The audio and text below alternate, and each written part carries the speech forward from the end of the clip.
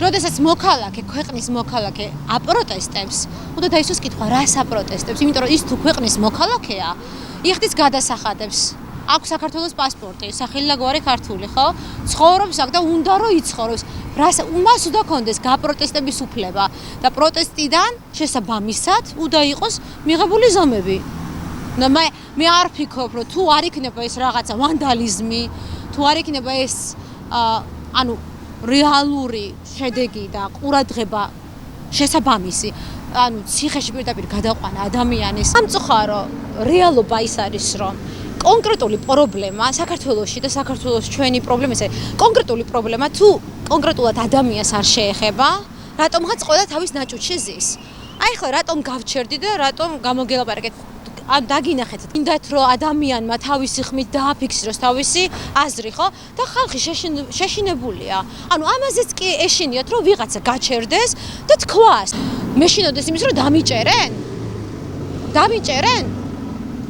მე მინდა და არ ვიცი, ყველას ერთად ახალგაზრდები ვინც ვართ, ჩემი თანატოლები, ახალი თაობა, თინეიჯერები, მინდა რომ არ გქონდეს იმის შიში, მესმის რომ სამწუხაროდ ჩვენს მართვაში არ არის ეს ქვეყანა, მაგრამ ძალა ერთობაშია. თუ ყველა კაფიოთ იტყვის, რა გვჭირდება, თვალებს გაახელს, მკვეთრად და დააფიქსირებს და შიში არ ექნება. შიშის გამო იმასაც ვიტყვი, რომ ჩემ ოჯახის წორმას და ჩემ სამეგობრომაც კი, სამსახურებიც კი დაკარგეს შიშის გამო, მაგრამ ღირსება და სიმართლე ყოველთვის ჯობნის ყველაფერს. ღირსება და სიმართლე.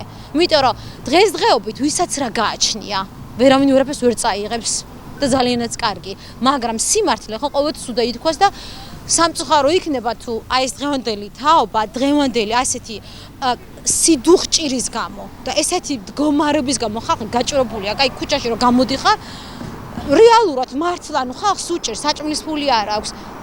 მაგის გამო მთელი ეს ჩვენი ახალგაზრდობა წავა საზღვარგარეთ. მაშინ ვისი უნდა იყოს საქართველო? ვისი უნდა იყოს საქართველო? მე ამაზე მწყდება გული და ძალიან მტკივა გული და არ ვიცი, მე, ჩემი სამეგობრო, ვინც არის საღათ მოაზროვნე, ყველას გვინდა რომ ერთიანობით რაღაცა შევინარჩუნოთ და რა თქმა უნდა, შემდეგ თაობას გადავცეთ. ასე რომ ყველა ვინც აპროტესტებს, ჩემი თანადგომა თქვენთან, ჩემი მხარდამჭერა თქვენთან, გააპროტესტეთ, ხმამაღლა ილაპარაკეთ და რაც არ უნდა იყოს, ეხლა დღესის დღე არ არის, რომ ცხენებზე მოგვიწიოს ასვლა და ხმლებით დავიცოთ ჩვენი ქვეყანა, რითიც შეგვიძლია. ხმამაღლა ილაპარაკი, პროტესტი, დაწერა, დარეკვა, ყვირილი, თქვენს გვერდით მიგულეთ.